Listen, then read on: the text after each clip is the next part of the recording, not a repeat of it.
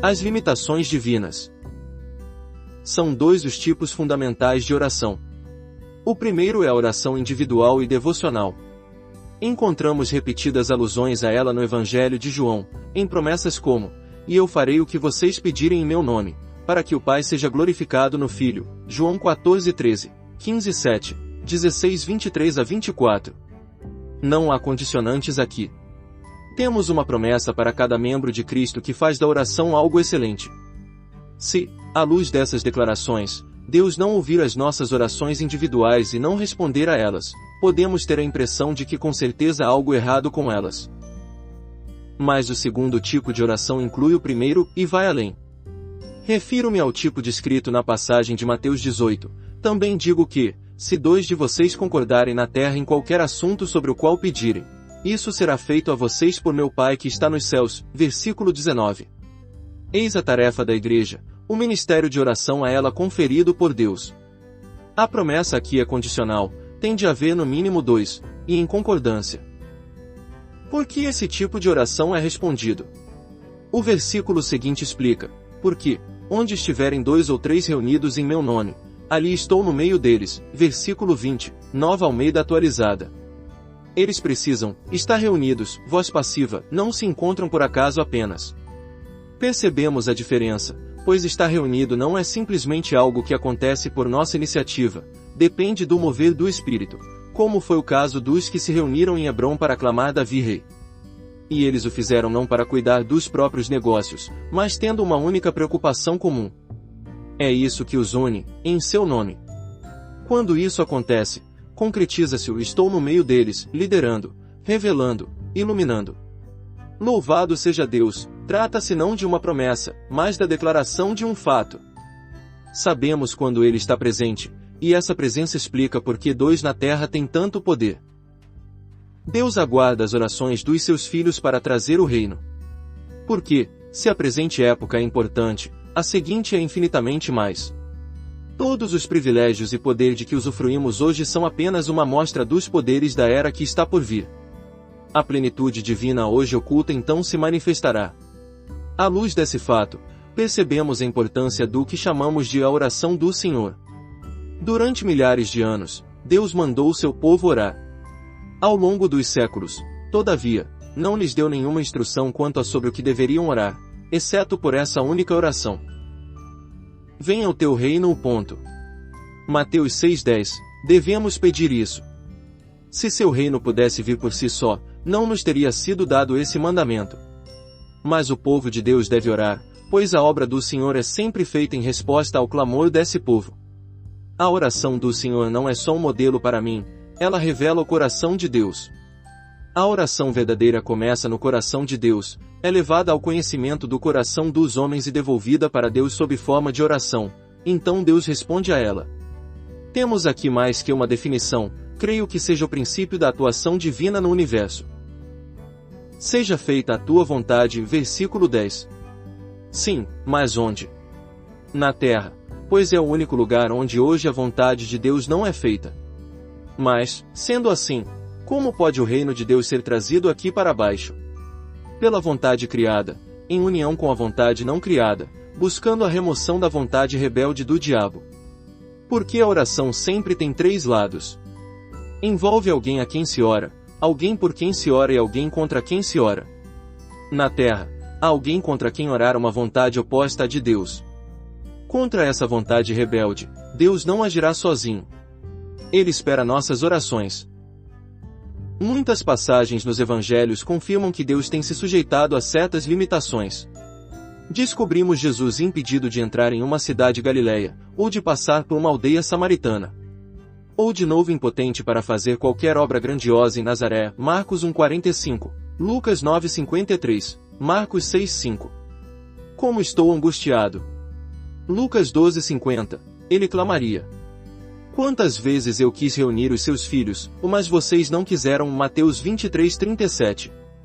Vocês não querem vir a mim para terem vida. João 5:40. Desse modo o grão de trigo não tem outro caminho a seguir senão cair na terra e morrer. João 12:24. Ainda hoje, a palavra de Deus precisa ser semeada no meio dos espinhos. Mateus 13:22. A mesma coisa continua acontecendo no decorrer da história do Novo Testamento, como também pode ser encontrada, lógico, por toda a parte do Antigo Testamento. A água do livramento divino depende da disponibilização de canais humanos, 2 Reis 3,16. O óleo do Espírito flui até acabarem as vasilhas, 2 Reis 4,6. Vejam! O braço do Senhor não está tão encolhido que não possa salvar, e o seu ouvido tão surdo que não possa ouvir. Mas as suas maldades, Isaías 59, 1-2. Como foi acontecer de a onipotência estar sujeita a limites impostos pelo homem? Continuará sendo assim ao longo da eternidade. Pois não há dúvida de que Deus é El Shaddai, Deus Todo-Poderoso, a eternidade passada e a futura não contém nada capaz de limitá-lo, nada que o detenha ou atrase. Todavia, Deus é dono da própria vontade. Busca a comunhão de um povo que compartilhará de sua vida e manifestará seu Filho. Com esse intuito, criou céus e terra e o homem. Foi então que começaram os problemas. Fiel a seu propósito, Deus concebeu o homem como um ser dotado de livre-arbítrio e determinou-se a não cumprir esse propósito sem a colaboração voluntária da vontade do homem. Temos aqui um princípio solene, nada mais, nada menos. Significa que, conquanto Deus fosse absoluto de eternidade em eternidade, no tempo a que estamos circunscritos Deus escolheu, em vez de coagir suas criaturas, limitar a própria onipotência à livre escolha delas. Ao homem foi concedido o poder para obstruir ou abrir caminho para o poder de Deus. Preparado para se submeter a essa limitação, Deus conhecia o triunfo do amor divino que se manifestaria como resultado na eternidade futura. Ele trabalha para atingir essa meta. Sua glória é que o livre-arbítrio humano, no porvir, será um com a vontade de Deus. A onipotência será então moralmente até maior que na eternidade passada, visto que haverá uma limitação possível. Ainda capaz de desobedecer, o homem jamais escolherá fazê-lo. A vontade criada e separada do homem será ajustada por inteiro a Deus, e isso é glória. Sabemos do risco que Deus se dispôs a correr para atingir esse fim e que, quando a primeira opção do homem o levou na direção errada, o Pai enviou o Filho amado para redimir os perdidos. Ali estava alguém cuja vontade mostrava absoluta identificação com a de Deus. Por sua morte e ressurreição e pelo poder do Espírito, louvado seja Deus, foi formado o corpo para cujos membros não haverá menor comprometimento com a vontade não criada. Neles as limitações divinas serão eliminadas para sempre. A Igreja deve assegurar, em nome do Senhor, a liberação do poder divino no mundo, exercendo-o em situações perversas no reino do Espírito, a fim de que sejam subvertidas. A Igreja fala em atitude reverente deve restaurar para Deus a onipotência que lhe pertence. A oração é o exercício presente da minha vontade a favor de Deus, a declaração de que sua vontade será feita. Pois essa é a verdadeira oração, o que Deus torna conhecido, nós expressamos. O homem deseja algo que Deus já desejou e lhe dá voz. Não nos perguntamos, minha oração está de acordo com a vontade de Deus. Mas sim, ela é a vontade de Deus. O ponto de partida é a vontade de Deus, nós a proferimos, e Deus a realiza. E, se não a proferirmos, ela deixará de ser feita. Portanto, nossas orações assentam os trilhos sobre os quais o poder de Deus pode vir. Como uma locomotiva poderosa, seu poder é irresistível, mas não tem como nos alcançar sem as vias férreas. Quando os homens param de orar, Deus para de operar, porque, sem a oração, ele nada fará. São os homens em oração que direcionam o poder dos céus ao local da necessidade. Releia Mateus 18:18-20 e veja o alcance tremendo da responsabilidade da Igreja no que diz respeito à oração. A medida da Igreja é a medida de Deus na terra hoje. Como ele um dia foi revelado por intermédio do próprio Jesus em Jerusalém e na Galileia, hoje isso acontece por meio da sua Igreja onde quer que ela se encontre mundo afora. Deus não pode ir além do alcance da Igreja, pois só ela representa o futuro. Ela representa Deus na terra. O que a Igreja desliga e liga, o céu desliga e liga. O poder de Deus na terra hoje é tão grande quanto as orações da Igreja, não maior. Tudo o que Deus faz em relação a seu propósito eterno, Ele o faz por meio da Igreja, e quando ela fica para trás no trabalho que executa, na mesma proporção ele se vê limitado. A Igreja não é capaz de aumentar o poder de Deus, mas consegue limitá-lo. Não é capaz de obrigá-lo a fazer o que não quer, mas consegue impedir o que ele de fato quer. Tem muita coisa que Deus ligaria e desligaria no céu, coisas que atrapalham a serem ligadas, coisas de valor espiritual a serem desligadas, mas o movimento na terra deve preceder o do céu, e Deus sempre aguarda que sua igreja se mova. Tudo que o Mateus 18 palavras preciosas. O céu aqui é mensurado pela terra, pois há sempre mais poder no céu do que a medida do nosso pedido, há sempre mais a ser desligado ou ligado no céu do que pedimos aqui embaixo. Porque desejamos a libertação do pecado.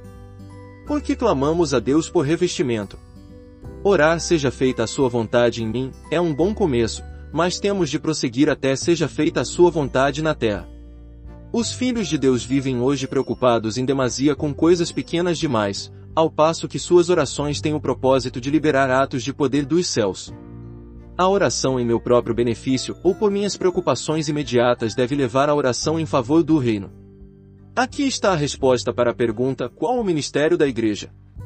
Ela deve servir de válvula de escape do céu, o canal de escoamento do poder do céu, o meio de concretização do propósito divino. Muitas coisas têm se acumulado no céu porque Deus ainda não encontrou sua válvula de escape na terra, a igreja ainda não orou. Como Deus trabalha com isso? De que maneira Ele conduzirá a igreja para que fique do seu lado? Só cada um de nós se lembrando, nas condições solenes do dia de hoje, de que esse ministério de servir de válvula de escape divina é nosso maior trabalho possível. Deus mostra o que deseja, nós nos posicionamos e pedimos, e Deus age lá do céu. Essa é a verdadeira oração, cuja plena expressão precisamos ver em nossas reuniões de oração. Se a igreja aqui em Xangai, para não citar outros lugares, não conhecer esse ministério de oração, Deus nos perdoe. Sem ele, tudo mais é vazio, Deus não conta com vaso algum aqui. Nem todo aquele que me diz, Senhor, Senhor, entrará no reino dos céus, mas apenas aquele que faz a vontade de meu Pai nos céus. Mateus 7:21. Tendo o reino em vista, tudo o que está aqui temos e somos deve se ajustar à vontade divina. O Senhor necessita disso. Ele necessita ter uns poucos homens e mulheres espalhados pelas nações que se mantenham firmes em oração, causando a discórdia em meio às forças inimigas, provoquem a chegada da próxima era. Isso é vencer. Sejam os membros muitos ou poucos, possa Deus manter nosso vigor para trabalharmos para Ele em profunda, vigorosa e preponderante oração. Extraído do livro Senhor, e agora? Vatmanei. Inscreva-se no canal. Desfrutar é bem melhor.